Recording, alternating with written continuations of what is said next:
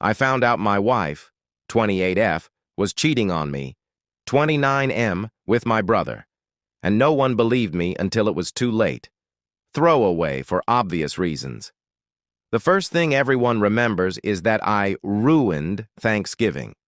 That morning, I told my wife I didn't want my brother in our house anymore. I didn't yell, I didn't explain, I just said that if he came, I would leave. She stared at me like I'd insulted her family dog. Within an hour, my phone was blowing up, my mom telling me I was being cruel, my dad asking what was wrong with me, my brother sending a text that just said, "Relax." No one asked why. They'd already decided I was the problem. What made it worse was that 3 weeks earlier, I'd still trusted my wife completely. She'd started acting careful. Not distant, not cold. Careful. Her phone never left her hand, but she wasn't scrolling. She angled it away from me like it was muscle memory. She'd say she was running errands and come back freshly showered. When I asked if something was wrong, she wrapped her arms around me and said I was her safe place. I wanted that to be true. One night, I grabbed her phone to make a business call because mine was dead at the time, and a message popped up from a contact saved as E. Just one sentence. "I miss you already." It shouldn't have meant anything, but my chest tightened in a way I couldn't ignore. I opened the conversation. I kept telling myself I was about to find something that hurt but made sense.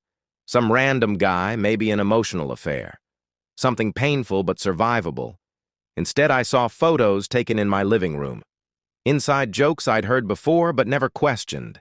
And then a picture that erased every ounce of denial I had left.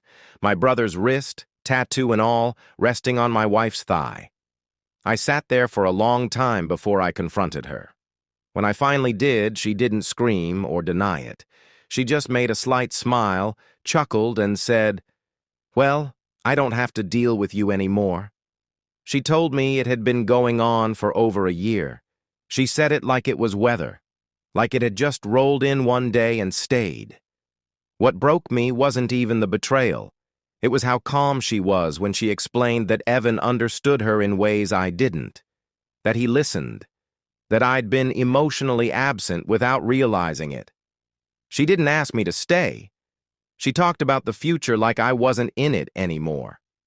I left that night with a duffel bag and didn't tell anyone why. Not my parents, not my friends, not even my brother, especially not him. Instead, I watched.